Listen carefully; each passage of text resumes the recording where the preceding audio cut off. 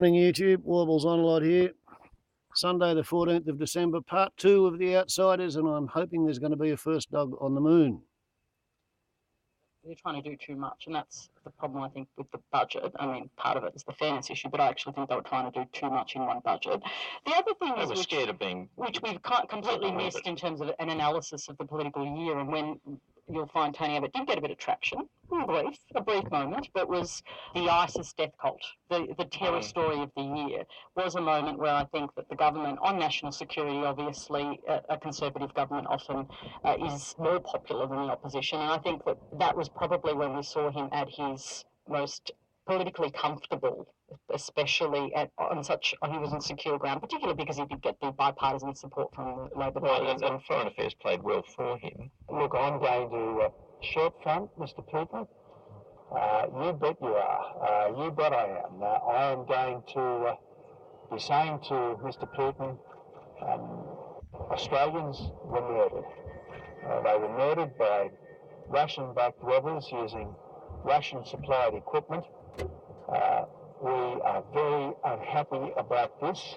I guess the challenge, Chris, is to take that, what Patricia mentions there, that sense of ease with the international agenda and transfer that to that sort of positivity behind domestic affairs, which, that's lacking. Yeah, it's very rare that Australian politics pivots around foreign policy issues. Australia is uniquely focused on economics. The budget is such a dominant part of the Australian political culture. It's such a dominant part of the Australian political landscape that it's hard to get around that. Now, it does happen, of course. In 2001, foreign policy was a big issue, but by and large, when you play in Australian politics, you're playing on economics. You're playing it in domestic policy. We were all focused for at least a month or so on foreign policy with the ISIS issue and with the downed airline as well. But by and large, we've reset back to the norm of Australian politics. Just to wrap this up a little, Patricia, after a year, what have we learned? What have we learned? We've learned, I think you'd have to say broadly, that governing is really difficult. So I think opposition, you found Tony Abbott one of the best opposition leaders we've seen. And then a year into government, or just over, he's struggling to fulfil the role of Prime Minister, whereas that transition has been Dennis Shanahan wrote that really strongly in The Australian. He said he was really strong, actually. He has failed so far to make the transition to Prime Minister. I don't think he's fully failed, actually. I'm a bit softer on him than that. I think that when he was talking about some of those foreign policy issues, and remember, before we even had the downed airline, we had the missing NH airline, and the way Australia responded to that. We found it for a week or so there, mid-year. And we lost it again. But I think that's the lesson of the year. And Bernard, into the new year, the approach that needs to be taken, the most fundamental thing that needs to be done when we get back from the break? It's going to be somewhat dictated by events. I mean, they've got NAIFO coming out, I think it's next Tuesday, but that's going to set the scene for a very tricky sort of economic summer. That's going to have its own feedback mechanism vis-a-vis the economy. Then we're into the run-up to the pre-budget. Well, exactly. We're going to this pre-budget. What's the government's narrative going to be about the budget this year? I think I know. It's very difficult. I think that the centrepiece of this budget, quite obviously, is going to be this childcare families package. I think the government wants to offer a bit of love to a section of the community, and the way that with a revised PPL. A revised PPL, more money for the childcare. For childcare. Last word to you. If that's the case, that's going to be a serious issue, because one of the big problems in the May budget this year was mixed messages. You cut spending on one side or increase a tax on one side, and then you increase spending and you set up a medical research fund and so on and so forth. The government's going to have to focus uniformly on the budget, and if it thinks that it's going to get the economy back on track and get the budget out of deficit by doing what it has been doing for the last 12 months, then they're kidding themselves. Well, there we are. Kidding themselves, or with it all to play for? We will see shortly. And thank you to our outsiders looking back on the year of politics, 2014. Bernard Keane, National Affairs Editor for Crikey. Patricia Cavalis, Victorian Editor of the Australian newspaper. Chris Berg, Senior Fellow at the Institute of Public Affairs, columnist, author. And now, on Sunday Extra, I know you have been waiting with much anticipation for this moment. I bring you a luminous cast. Mark Colvin, Sarah Ferguson, Virginia Trioli, and the Managing Director of the Australian Broadcasting Corporation, Mark Scott, combining together for one day only. Yes, it's time for a very first dog Christmas.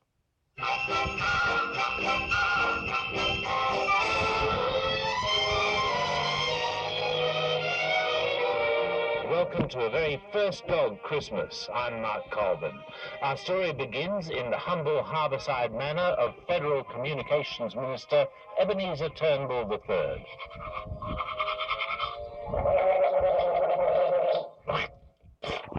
Oh, what a day.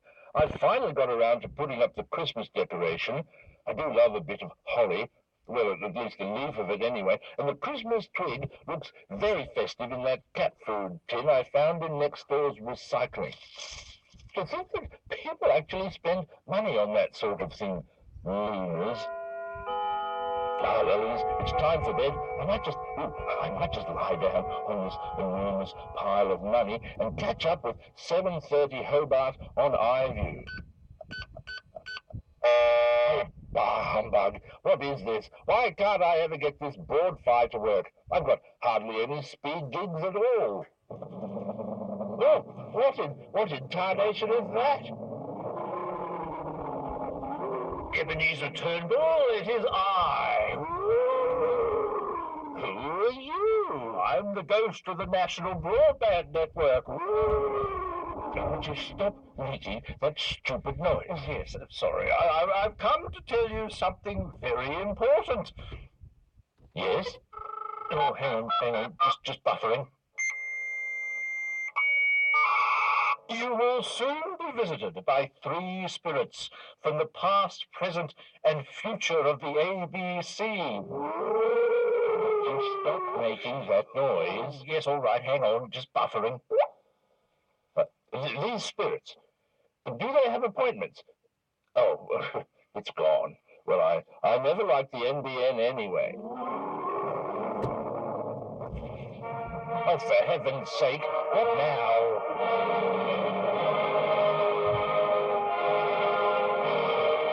It is I, James Dibble.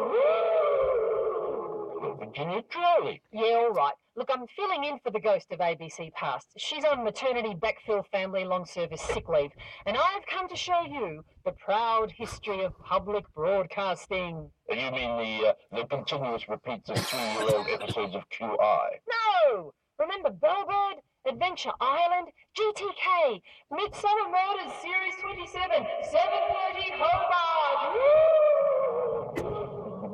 Oh, thank goodness she's gone. Now I'm off to bed. Not again. Talk about groupthink. Ebenezer Turnbull. I'm Mark Colvin, the ghost of ABC Present. I thought you were the narrator. Job sharing. Although I like to think of myself as platform agnostic. I've come to show you the ABC as it is today, the nation's cultural guiding light, the jewel in the ornate and heavily gilt crown of public conversation, the guiding star in the media firmament, the veritable toast of the informational zodiac. Yes, all right, I get it. Do you mean the continuous repeats of 3-year-old episodes of QI? No, I mean 7:30 Hobart. Right, that's it. I'm off. No, wait, there is one more visitation. The most important and most terrifying yet. Would you stop that? Thank heavens taxpayer dollars aren't being wasted on this rubbish. I'm the ghost of Christmas future. Wait, you're Sarah Ferguson. Thank you for joining us, Minister. Before I show you the next terrifying vision, I have some questions. No, anything but that. I'll do whatever you want. Answer the question, Minister. But I can't answer the question if you haven't even asked me yet. So you're saying you won't answer any questions that you haven't actually been asked? Well, yes. Minister, what are you trying to hide? Oh, can't we go and see the terrifying vision? Anything would be better than this. Come with me. What is this terrible place? This is the ABC cafeteria in Ultimo on Christmas Eve. You see those starving wretches squabbling over cab charges in the corner? Yes. That's all that's left of Classic FM. and some of those lining up for their Christmas feast of thin gruel and strips of latte-soaked yoga mat. That's all that's left of Quentin Dempster's personal staff, his cufflink valet, and his third undergardener. Oh, well, that's very festive. Who's this poor figure lying in the corner? Why, that's the ABC managing director, Mark Scott, who's dying of a broken heart. Heed this vision, Ebenezer Turnbull. Their fate is in your bony but impeccably manicured hands. We now return you to your regularly scheduled programs. Oh, it's Christmas Day. Pine. Yes, sir. Christopher, fire up the jet copter. We're off to the ABC. Yes, sir. Who's that? Why, it's the Minister for Communications. Merry Christmas to all. Cab charges for everyone. You there, have these sandals. And I've brought food. Look at this delicious ham. Has anyone seen Pippa? And here, an enormous turkey. Has anyone seen Hoot? You there, young Scott. Cheer up, it's Christmas. It's Christmas. God bless us, everyone. No, Mr. Scott, you have to do the voice. God bless us, everyone. Oh, it's Christmas.